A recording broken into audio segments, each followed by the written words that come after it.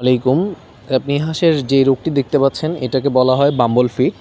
এটা সাধারণত কোনো জীবাণু অথবা ব্যাকটেরিয়ার কারণে হয় না। এটা হয়ে থাকে আঘাতজনিত কারণে। বিশেষ করে যখন আপনার হাঁসের ঘরের যে লিটার রয়েছে ওগুলো শক্ত হয়ে যায়, তখন যদি কোনোভাবে হাঁসের পায়ে আঘাত আসে, এরপর এই জিনিসটা আস্তে আস্তে ফুলতে থাকে। একটা সময় গিয়ে জীবাণু এবং ফাঙ্গাসের ইনফেকশন হয়ে পাগুলো এভাবে ফুলে যায় এবং ভেতরে পুঁজ হয়ে যায়। আরও কিছু কারণ রয়েছে, যেমন অনেকে হাঁসকে শামুক খাওয়ায়। তো শামুকের কোনো ভাঙা অংশ দিয়ে যদি কেটে যায়, অথবা আপনি যদি শেডে রাখেন, অনেকজনে আপনার মাচাতে হাঁস পালন করে, মাচা যদি অমসৃণ হয়ে থাকে অথবা মাচার যে বাঁশের কঞ্চি রয়েছে সেগুলোর কাঁচাগুলো যদি ধার হয়ে থাকে, তখন যদি কেটে যায় এই সমস্যাটা হয়ে থাকে। আরও একটি বিষয় হচ্ছে, অনেকে আমরা শক্ত মেঝেতে রাখি অথবা আপনার যেই ঢালাই করা ঘর রয়েছে যেখানে কংকর থাকার সম্ভাবনা থাকে, ওই ধরনের জায়গাগুলোতেও যদি আমরা হাঁসগুলোকে রাখি তাহলে আঘাত পেয়ে এই জিনিসটা হওয়ার সম্ভাবনা রয়েছে।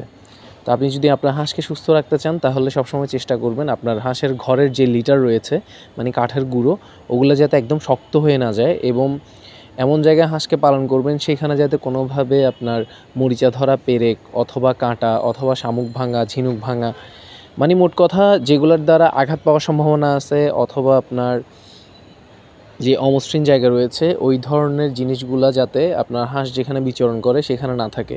এই জিনিসটা যদি আপনি অবলম্বন করেন তাহলে এই যে বাম্বল ফুট রয়েছে এটা আপনার হাঁসের হবে না।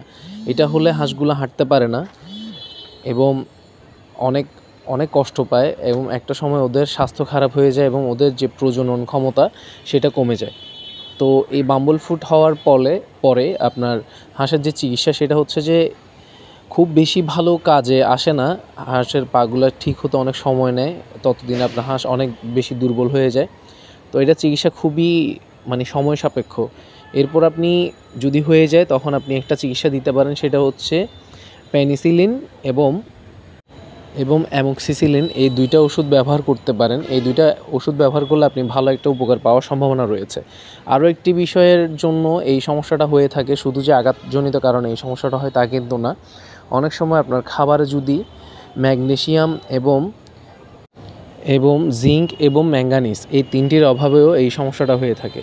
তাই সবসময় আপনি যখন আপনার হাঁসের খামার করবেন, সবসময় হাঁসগুলোকে 2-3 দিন পর পর অবশ্যই ধরে ধরে চেক করবেন যে আপনার কোনো হাঁসের সমস্যা হচ্ছে কিনা বা হাঁটতে সমস্যা হচ্ছে কিনা। এতে করে আপনার যে খামারে ক্ষতির সম্ভাবনা রয়েছে সেটা কমে যাবে।